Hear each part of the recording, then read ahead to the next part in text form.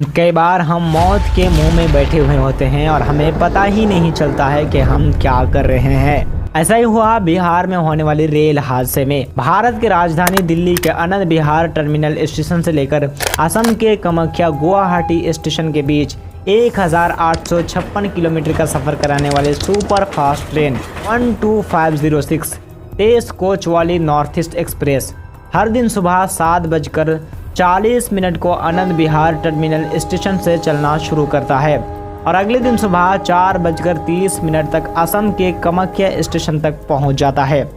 इस पूरे यात्रा को पूरा करने में एक 30 घंटे का समय लगता है। डेली रूटीन के मुताबिक 11 अक्टूबर 2023 को train Anand Vihar terminal station पर सुबह 7:40 को प्लेटफॉर्म पर लग जाती है। यात्रा करने वाले यात्री ट्रेन पर सवार हो जाते हैं। यात्रीगण को इस बात की बिल्कुल भी खबर नहीं होती है कि हर दिन की तरह आज ट्रेन हमें हमारी डेस्टिनेशन तक नहीं पहुंचाने वाली है, बल्कि हमारे घर पहुंचने से पहले इस ट्रेन के साथ एक ऐसी इंसिडेंस होगी जिस कारण सारे पैसेंजर और ट्रेन के हैंडल करने वाले दोनों पायलट की जान चली जाएगी। और ये बस अगले कुछ 14 घंटे में ही होने वाला है। मतलब पैसेंजर जाने अनजाने में अपनी ज़िंदगी के आखिरी कुछ घंटे इसी रेलगाड़ी में बिता रहे थे।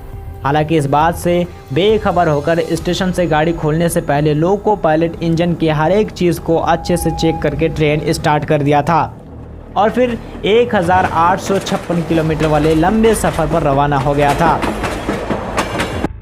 अब तक ट्रेन को आनंद विहार टर्मिनल स्टेशन से खुले हुए लगभग 13 घंटे बीत चुके थे और समय रात के लगभग 9 बज चुका था और ट्रेन आकर बक्सर स्टेशन पर रुकी हुई थी।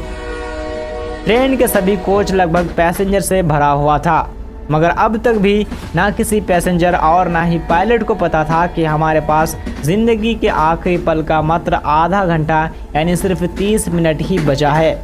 अगले कुछ मिनट में ट्रेन बक्सर स्टेशन से खुलकर अगले स्टेशन आरा के लिए रवाना हो गया।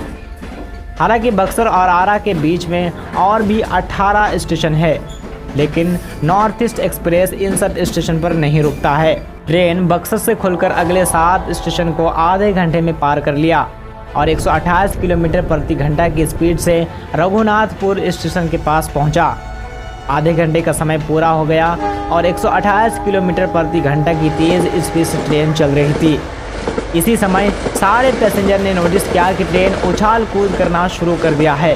पैसेंजर को पता चलता है कि अचानक पायलट ने इमरजेंसी ब्रेक अप्लाई कर दिया है। फिर क्या था, पीछे बोगी इस ब्रेक को सहन नहीं कर सका और अगले कुछ ही पल में उछालकर 21 डिब्बे पैसेंजर समेत पटरी से बाहर जाकर गिर गया। 6 बोगी उलट पलट भी गया।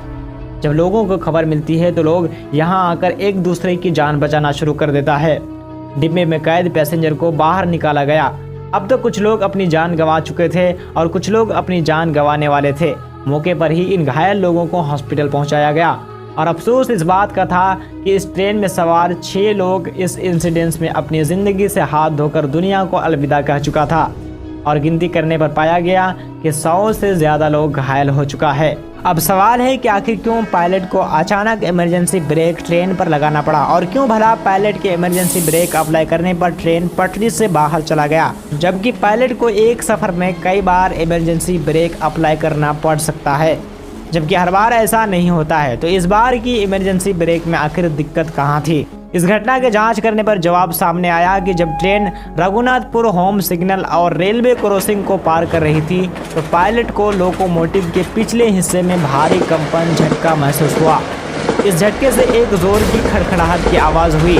पायलट को लगा कि शायद पटरी के जॉइंट में कोई खराबी आ गई है, तो पायलट को इमरजेंसी ब्रेक लगाना पड़ा।